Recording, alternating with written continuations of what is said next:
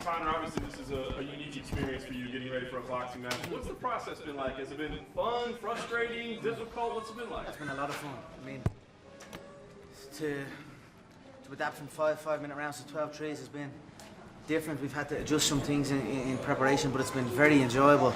It's like everything's refreshed, so we've had a great time. It's been a great training camp, a grueling training camp, multiple fights in the training camp, and we're ready. What's the process been like in terms of becoming a boxer? Because some people are saying, you know, it might be better for you to not try to actually become a boxer in this short of time, but do what you normally do and just adapt a little bit. Yeah, I've been lacing up the gloves my whole life. People think I'm a day one novice or something. I'm a multiple weight world champion, multiple weight world champion in multiple organizations. So I've been lacing up the gloves my entire existence. So of course we will come with a different approach than people are used to. We will paint many pictures inside the ring, and that's it. When you talked about in LA, you mentioned the footwork, and you said doing capoeira and karate and all different things. What impact do you think that has on him when he's standing and expecting the guy moving one way, and then you're kind of doing that stuff? You said it best. It forces a man to react off of my creation. He is not creating his own setup. It is simply he is reacting. So when you're reacting and not creating, you're in trouble. And then factor in with the punch power and the precision. And it's not going to end well for Floyd. And it's not going to end well for all the people who are doubting me and so convinced that this is what it is. And I am just looking forward to post-fight educating the entire world once again what true martial arts is. You had said at one point when you were talking about fighting him that you were concerned about Bayless as the referee. I think it was your team that was concerned about Bayless, correct? Because no, I mean not necessarily concerned. There's no concern. It's just simply his views. He went public on what he thought the fight was. He dismissed it, or like multiple people in the boxing industry. So straight away, he can't be involved in the event. If he has a conflict of interest in it and he is a certain way, you cannot be involved in it. So I guess my question out of that, Conor, would be then, are you concerned about a boxing-specific referee who may not understand those movements you're doing, and when you're doing that would say, hey, let's go, fight and try to get you to fight in a more traditional boxing manner? Everything is legal. Everything is legal that we have been doing here. I mean, we have brought in, I've had a referee present at every single spar. I've had a Hall of Fame referee, Joe Cortez here in Vegas. I mean, if that doesn't show the boxing community that I'm taking this seriously, taking these rule sets seriously and looking to abide by this, and of course I'm going to play to the rules and I'm going to implement my own stuff, but we are prepared. I mean, you don't have, go ask Joe what the preparation has been like. You know what I mean? We are prepared here. So he's my neighbor, right? Yeah, I will. So it will be unusual to everyone watching and to Floyd, of course, but that's not my problem. So they will study it after it's done. Conor, what's your response to Paulie leaving camp and what he said about you? It shows his character, in my opinion. He was looking for an exit. The spars were not good for him. He took a lot of head trauma. Straight after it, we were worried. The sparring partners were actually telling us when he was dropped back to the home that he was stumbling out of the car after the 12-rounder. He was knocked down. He was flattened against the ropes. Multiple times the ropes kept him on his feet. We were worried about him. We thought the worst was that to happen. You know what I mean? He was certainly badly concussed. And then he just got out of there and went running. And I don't know. I mean, I don't mind Paulie. He came in. He spoke a hell of a game previous. Very disrespectful to the skill set. Very disrespectful to the discipline. But no matter what a man says, if they show up and try to answer that and try their best, you've got to give respect, and that's what happened. He showed up, he tried his best. It didn't go his way, he got his ass whooped, he got his pride dented, and then he wanted a way out. What better way for a guy like him to exit under a load of questions and mysterious, you know what I mean? So, under a load of questions, so... What's your response to the way he says you've been treating your sparring partners as far as the house they're staying at? I think it's ridiculous. I mean, we have multiple houses over here. He can say what he wants. The guy is a mouthpiece.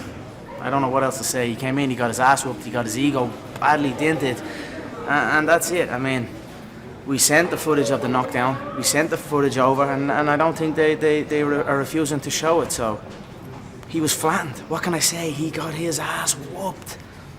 But I like the guy. He's all right though. He's kind of like a lovable mouthpiece. Do you know what I mean? But he's all right. You know what I mean? So, but it did not go well for him. So when I was hearing all the stuff he was saying, I was like, it's concussion talk. The man is badly concussed. I mean, look at his face. He was bust up bad. As far as the images that got leaked, let me clear this. I didn't leak no images. The image I leaked and the image I released, the only image I released was the original one where my hands were behind my back, and that was in response to the comment where he said. He went on a big quote, and one of the comments in the quote was, "I will beat him with one hand tied behind my back." So I released one picture with me whooping his ass with both hands behind my back.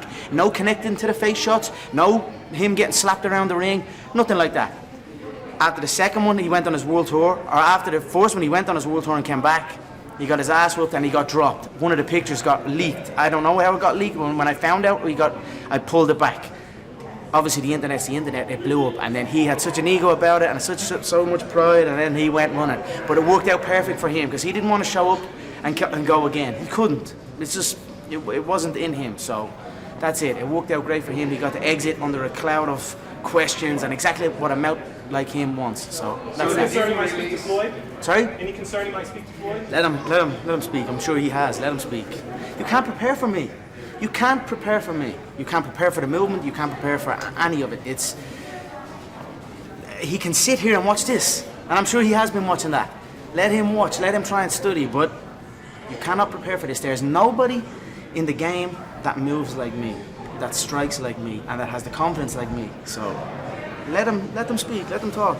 It's all good. Conor, can you describe how you're going to take out Floyd? Yeah, do you vision it? Do you see it? I'm going to knock him out bad. I mean, he's too small. I know he's fast. I know he's got good reflexes. I know he's experienced.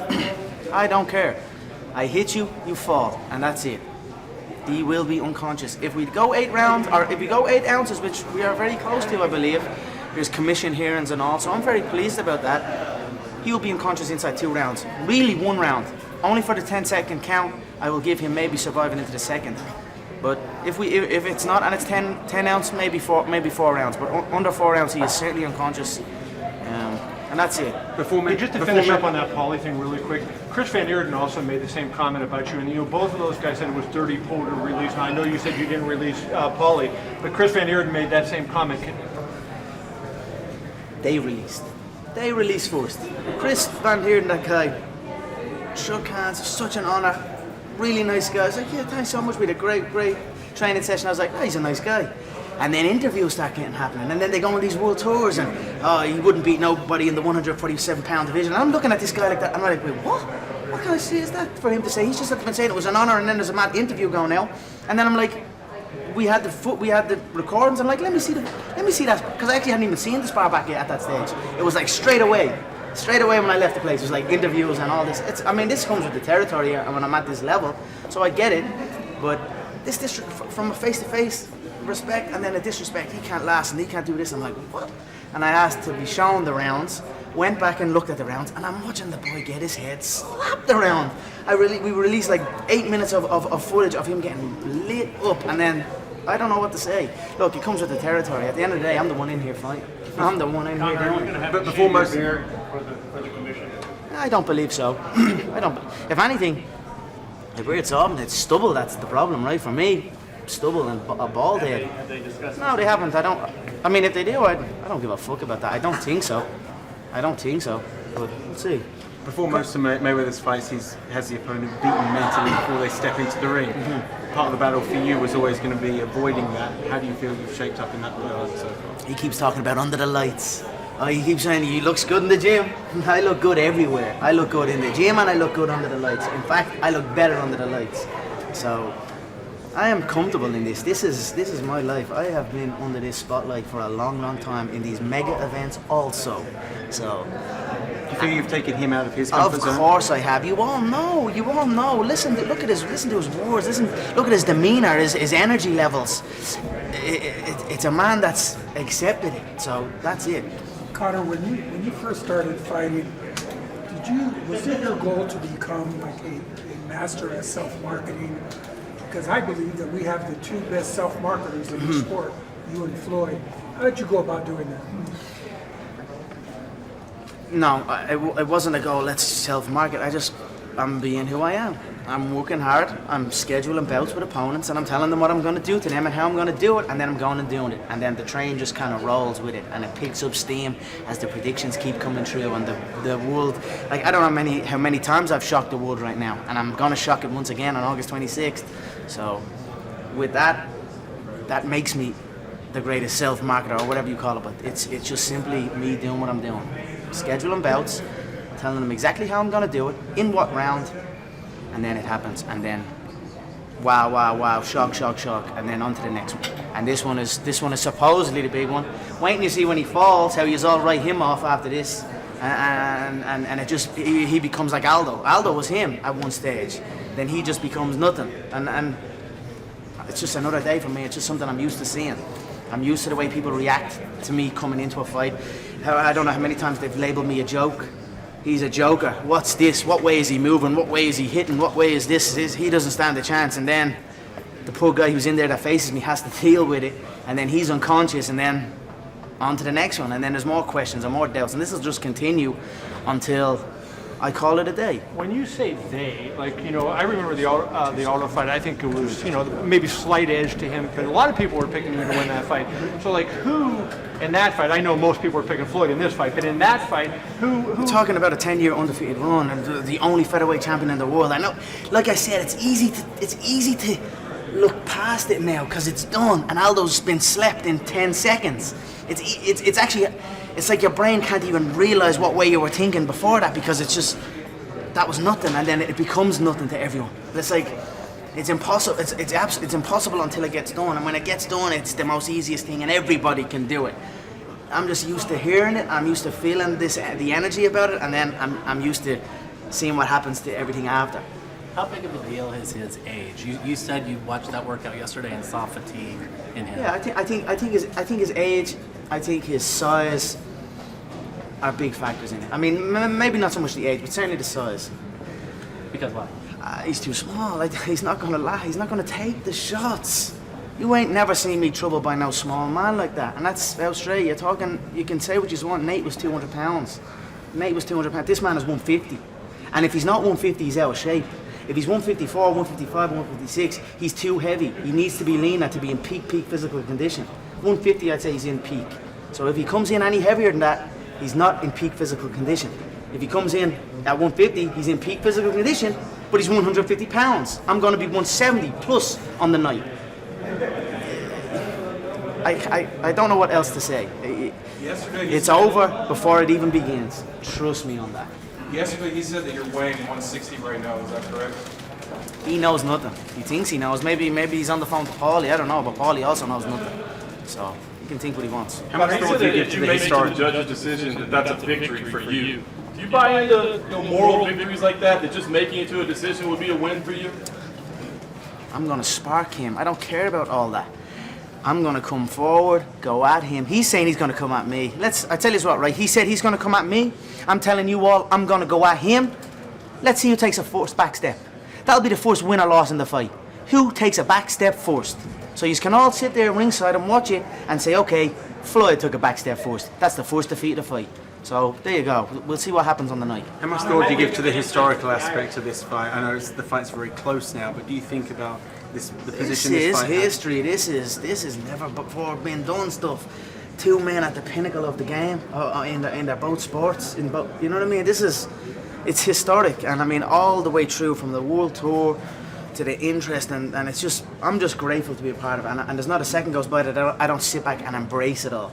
Like that whole world tour, after the press conference over up, I just went back and was looking at the imagery, the video footage, and I was like, you know what, this is stuff that lives on long after I'm gone, and it's just something I'm grateful for. Did you watch the Ali Inoki fight, or were you aware of it? Yeah, I watched it, but it was like the build-up. You can't really see much of the build-up. You know what I mean? It's a different time, but the fight was very interesting. Now I believe Ali was kind of set up, didn't realize what he was getting in for, but that was similar. You know what I mean? Although Ali was going for a mixed rules bout, it wasn't him calling Inoki into his game. So respect to Ali on that one. You know what I mean? That shows his character.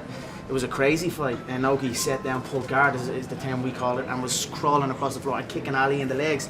Ali was like back trying to get him up. It was like, there ain't no referee to say get up, or you've got to deal with these problems yourself. Then also, punching downwards, to be able to punch downwards, the trajectory to punch down is a skill that you must master. And if you can't keep your balance and throw, people stumble over. And it actually happened at a brief moment in time in the contest. Ali tried to reach down and tried to punch, and he ended up getting swept, and Inoki ended up on top, and the referee separated straight away. If that moment in time was left go for 5 more seconds, 10 more seconds, Inoki would have wrapped around his neck or his arm or a limb, and the whole face of the combat world would have changed right there and then. But the referee separated straight away, and then it just carried on a kicking on the floor contest, and it was kind of just got weird after that. But I don't know, it was interesting, and this is similar to that, only I'm crossing into the boxing game. He's not coming into a mixed rules bout. Now, he is talking about it afterwards. I don't believe him, but we'll see. So I'm very excited that it's me that has to come out and test myself rather than him trying to test himself. Connor, how important are the Irish fans that are going to be coming over? The last couple of fights in Vegas have been huge. This is his hometown. But August last year, in the middle of the summer, the Irish took over Las Vegas. Yeah. Exactly the same this time. 100%. We roll in and you know about it. So I don't think you can prepare for the Irish invasion until you're bang in the middle of it and you're like, what's actually going on here? So it'll be an interesting mix of cultures and people that will be floating around Las Vegas. I'm interested to see how it plays out, but it's going to be one hell of a historic event for people around the world and the city of Las Vegas. So we're very excited. Conor, why are you guys trying to get the glove size change from 10 to 8? Why is that? Floyd kind of made it seem like he was trying to give you an advantage. Like, here, have this. Yeah, I mean that's why. I mean, he was like, it was a complaint. No Mexican made gloves. No gloves made out of horsehair. Must be 10 ounce. The weight must be 154, so the gloves are 10 ounce. These are all little stipulations that were behind closed doors were going on. So I couldn't wear Mexican.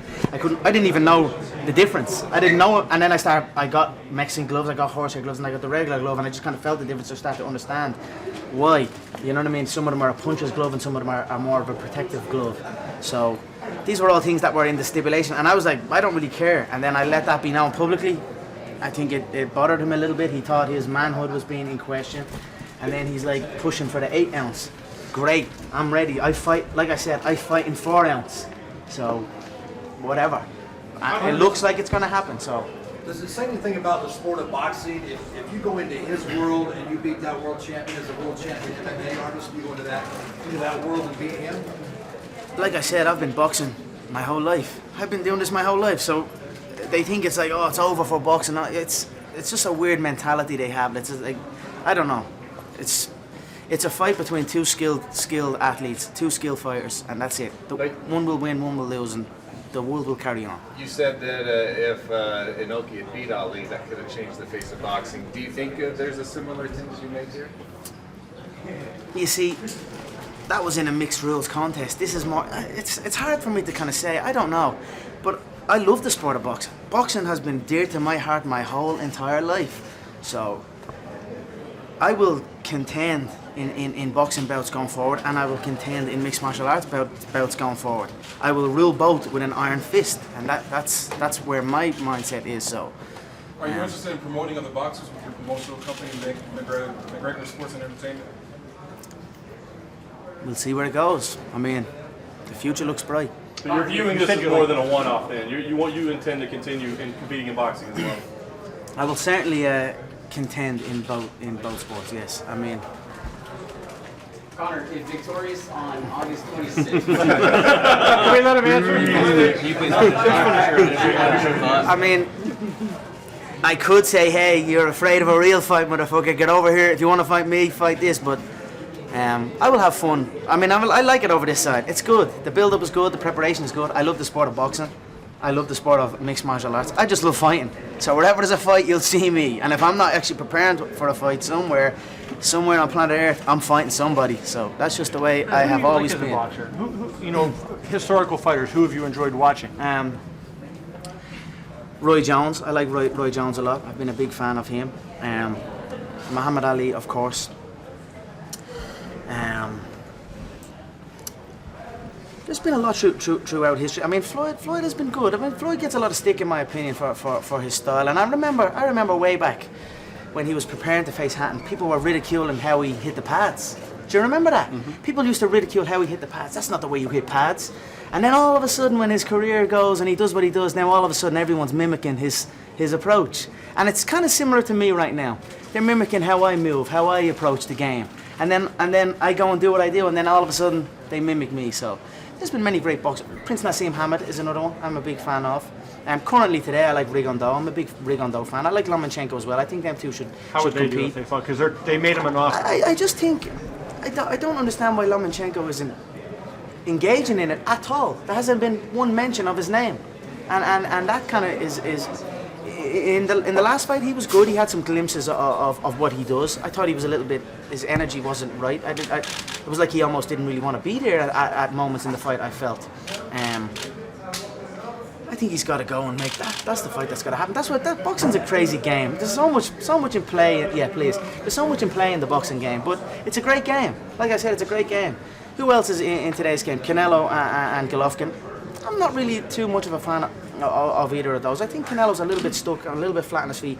When I watch footage of him, I see him just getting peppered and he has no feet under him. Golovkin, I think, came into camp for this preparation badly out of shape. I'm looking at him badly out of shape up in Big Bear, and I just see a drained individual. So, although they're supposedly up there as well, I don't really think they are. But I like the lighter guys. Lomachenko and Rigondeaux is a fight that I'm eager to see. Floyd's young kid, Gervonta, is okay. He's good as well. Good, strong kid. Maybe one or two more fights I'd like to see him in the mix there. There's some great, exciting guys, but historically, Ali, Roy Jones, Prince Nassim, Big Showman, Eubank. I like Chris Eubank. Senior or junior? Senior. Junior's not bad. Junior's good as well. Junior's got some good work rate, and he's a confident young man. He follows in his father's footsteps. I always liked Eubank. He was an unusual character. He moved in certain ways, almost cat-like, and then he'd good solid power in his shots. Irish boxers, Bernard Dunn. I was a big Bernard Dunn fan. He brought boxing back in Ireland. Bigged it up. These are the boxers that I've been watching the boxing game. Were you a fan of his? I didn't really see too much of him. Now he used to fight in New York, right? Yeah. I didn't really catch too much of him, but there's been many great boxers. I've been watching every form of combat, from taekwondo, from karate to boxing to Brazilian jiu-jitsu to freestyle wrestling. I love combat sport, and that's it. I'm grateful that I get now to fight in a different sport and a sport that's been very close to my heart my whole life. And I look forward to going out and showing what I have and showing what I've been preparing. The people who follow boxing and they watch MMA and they're not MMA fans, they look at you guys throwing those overhand shots and they say a boxer wouldn't get hit with that. So you've been in both sports. There's many rookies in the mixed martial arts game from a boxing standpoint. There's many rookies in the mixed martial arts game from a kicking standpoint. There's many rookies in the mixed martial arts game from all disciplines, because there's so many disciplines. But you best believe if you see a guy and he's moving like this and he can't box or has no rhythm or flow, you best believe if he gets a hold of you, he's skilled in other areas that can beat you in seconds. So that's the beautiful thing about the mixed martial arts game. There's so many ways to win a fight, and you've got to respect all styles of fighting, because there's a time and a place for every single style.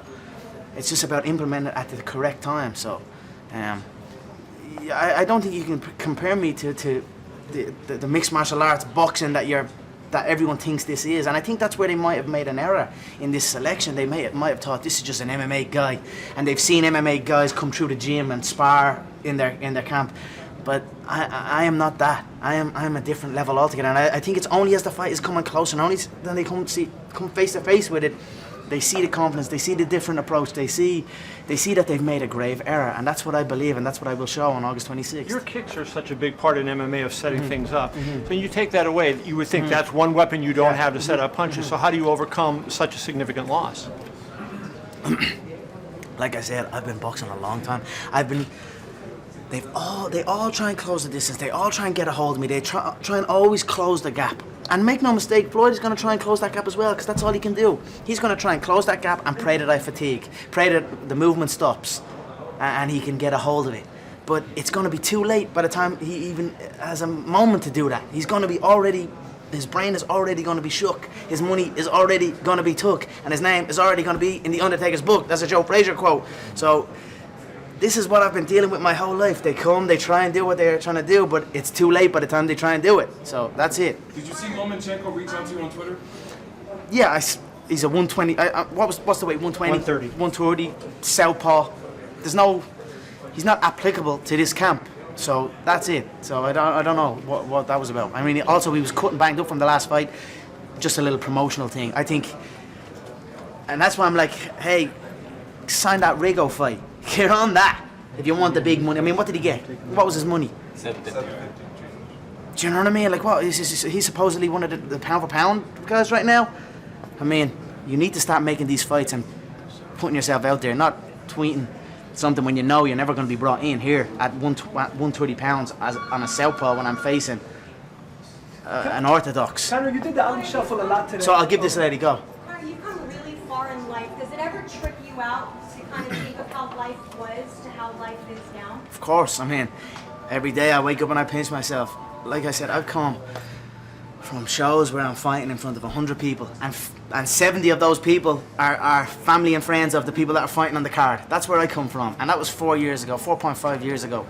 So I've come a long way, and it's been one hell of a journey, and I always take a step out of it for just half a second, look around, be grateful for it, get back in and carry moving on forward. Was this fight part of the plan? People who are in maybe where you were at one point and have a big dream and don't think that it's possible, what do you have to say to those people? Keep believing in your ability. Keep showing up and working hard. Look around everyone that's with you right now and celebrate them. Don't look around everyone that's with you right now and be like, I've got to go somewhere else. Because that's the mindset with a lot of fighters, I feel. They're always like, I've got to go here to get this training, or where I'm at is not good enough. Where I currently reside is not good enough. I've got to move to America. I've got to move here. I've got to do this, do that. And what that is, it's just from me looking at that, it's just a sign of a weak-minded fighter. You've got to put your feet down and believe with your training and grow as a team, as a unit. It's exactly what I have done with my team. I haven't brought nobody outside in. No, but let's say I reach out to one of these boxing guys, it's like they don't want me to win anyway, and it's like it's just a different energy. The only thing I wanted to brought in was people ready to fight. People that come here, let's fight. And my team stays my team. It's been the same thing. Of course, it's a different discipline now, but fighting is fighting, and we are true masters at fighting. That's it. We are a different breed when it comes to fighting. We understand it clearer and more precise than anyone on planet Earth. And that's my belief, and that's the belief that young fighters should have in their hometown coaches and their hometown people and their roots. And that is the secret to success. You celebrate your surroundings, and you will succeed. You don't, and you run away. You're not only are you running away from your team and your people, but you're actually running away from yourself. And you'll never. You're just another guy in another guy's gym. Do you know what I'm saying? You're not the guy in that gym. You're just a tour. You know what I mean? You're just a tourist. Kind of. Pacquiao called you out. Canelo called you out. Mikey Garcia wants to fight you. Who would you want to fight in boxing? I mean, you're facing Floyd now, but if you could line up some fights. None of them really. I mean, Pacquiao wouldn't be a bad one because he has a name. I don't. Look what happened with him in that last fight. He got mauled. He got absolutely mauled in that fight. People were crying. It was like big robbery. I didn't see no robbery in that fight. I saw a man that just got mauled in a fight. So none of those names interest me at this present time. Like I said, I'm facing the god of boxing at the moment. This is supposedly the god of boxing, and he could have stayed the god. He could have rode off 49-0. Instead, now I am here, and now I am the god of boxing. So that's where I'm happy where I'm at right now.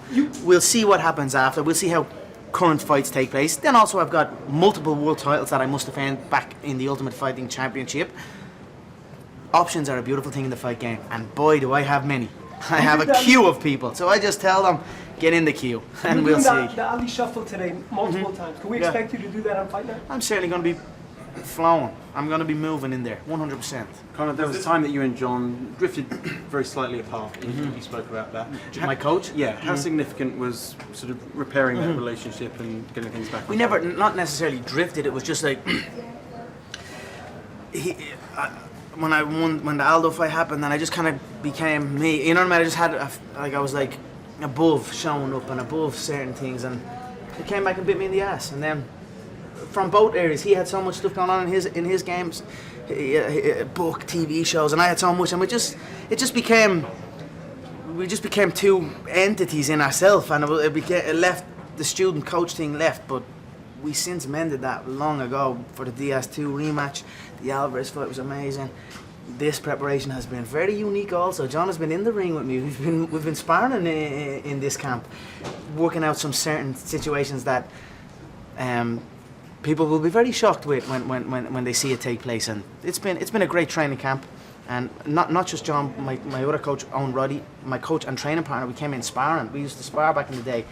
He was a great fighter himself. Now he coaches and he holds paddles, and it's more like a training partner relationship. And you know, then I've got my cardiovascular trainer, the Dr. Julian Dalby. He's a former cyclist. He comes in and he's been instrumental in building the gas tank as well. You know, we made so many errors in the Diaz 1 fight that we corrected for the Diaz 2 fight, and then we came up with the program, the McGregor Fast Conditioning Program, and I've seen mad gains in my performance, in my fitness, and also my ability to keep going. Usually what used to happen to me was I'd show up and I'd just run into a brick wall. I'd train my ass off 10-hour days. Like, I'm talking 10-hour days. I'd show up to the gym with Tupperware and cutlery, and I'd stay there the whole day.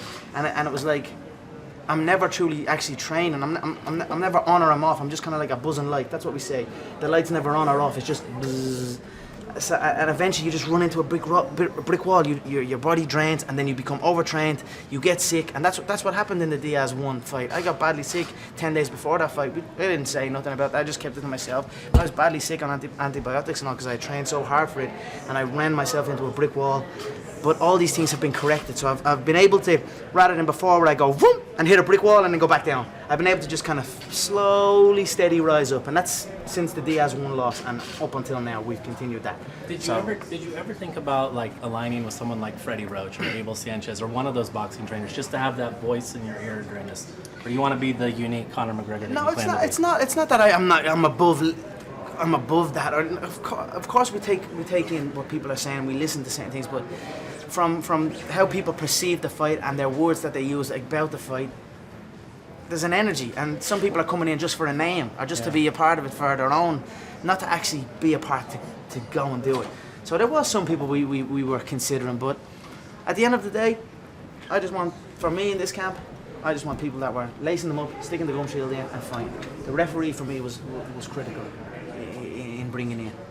And the ring, the correct ring size, the correct canvas. But the referee was critical because we must understand the rules. We must understand how long the referee gives us in the clinch, what things get flagged, and certain things like this. So that was the route we went, and it's been great. There's been no outside interference. There's been no crazy energy in it. It's just been the same as it always been. My team, and we've been focusing, and everyone, because it's so different, everyone's has a lease of life that we're doing something new.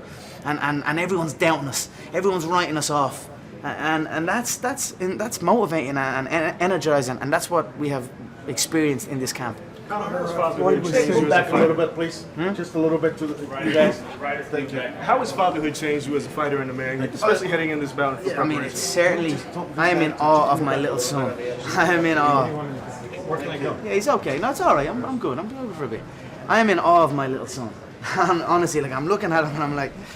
The other day we were comparing pictures side by side of when I was that age and he was that age, and we're like identical. And I'm like, yes, because we're like, he's gonna look exactly like me. And he has my name and he's carrying my, it's a legacy.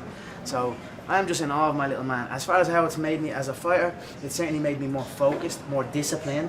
I must be disciplined. I can't slack off. I can't float around and do what I used to do. I must train, recover, go home, look after my boy.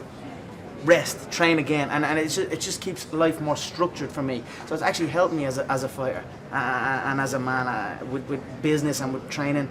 Everything's more structured, and that's the way it should be. That's the key to get to the high level. You must have structure. So it's been eye-opening and amazing, and he's only 3 months, so that so much good times ahead. So we're very, very happy, very proud, myself and Dad. Life is good. Life is so good. Conor, Two more questions. Floyd told us yesterday that he could see the confidence in your eyes during the tour. Where does all that confidence come from? My confidence comes from my work ethic. That's it. I know the work I'm putting in. Like, I will be back here, it's now 7:20. I will be back here at about 11:30, which is 6.5 hours post the previous workout. You must take 6 hours. You must take a minimum of 6 hours to replenish the glycogen levels. You can't train 5 because the glycogen levels don't restore. It must be a minimum of 6. So we'll be back here about 11:30 tonight. We'll do a second workout, and we're preparing correct, and we're preparing hard. That is where my confidence comes from. My confidence comes from hard work, and that's it. So Floyd is correct. I am a confident young man. That with the fact that if I really wanted to, it wouldn't take me very long to dismantle him, limb from limb. So that is also an added bonus for me that maybe previous boxers that went against him couldn't have, because they have no other skill set that could dismantle him. They just know how to box, and they cannot beat him with boxing. So that's it. Me, I can beat him in many ways. I will beat him with boxing, but I can also beat him many other ways as well. So that's where my confidence. What he has been saying recently is, "Oh, you look good in the gym. Wait until the lights. Well, let's see under the lights." Yeah, let's see under the lights, because that's where I thrive. I thrive under the lights. I'm no stranger to this. He's been on one side and I've been on the other side, and we've been just going like this. So he's witnessing a man who's experienced this already. So. Conor, speaking of that, then this promotion with the pay-per-view, the closed circuit, the ticket sales, the merchandise, food and beverage, all that. Who's winning the promotion and the value of that? Of just this promotion. Who's winning the promotion? Yeah. If it ain't for me, what's going on? If it ain't me scheduling full-on fights in the gym for you all to talk about and debate or my skill set or my approach, it's just Floyd in a roller disco, or it's just Floyd at the bleeding Gucci store. You know what I mean? I'm the one that's bringing this all the way home. I'm the one that, all on them world tours, who went viral? I went viral multiple times in that world tour. The fuck you suit, the mink coat, the money. Even he tried to throw the money on, and it was like, I went viral because the money, it was like it was raining money above me. So, it was, it's been all me, and that's it. And I will collect every single dot of this. I am in on everything: the food, beverage, the gate, the pay-per-view, the whole lot. When this fight is done, I will sit back, I will collect my show money, and then I'll go start counting everything else. And I'm getting into that 100 million range and taking what I'm owed. And then we will see what's next after that. Think it'll break the records? 100%. Of course it will. It will break all records, gate and pay-per-view. You've been branded in the media as entertaining, whereas Floyd's been branded as arrogant. Why do you think that is when you guys have pretty similar personas? I wouldn't say as... It depends what media you're listening to. I've been called arrogant as well. I've been lambasted multiple times by the media, and as has he. This is just the nature of the business. I think we've both received it, good and bad, at an equal rate. So that's it. We are going to go in and we are going to fight, and we'll see who the better man is on the night. Thanks, guys. Last question. Excuse me. Yeah, maybe. All right, thanks so much. I appreciate it. Thank you. Thanks so much. It all begins with the weigh-in August 25th on FS1, then the prelims August 26th on Fox.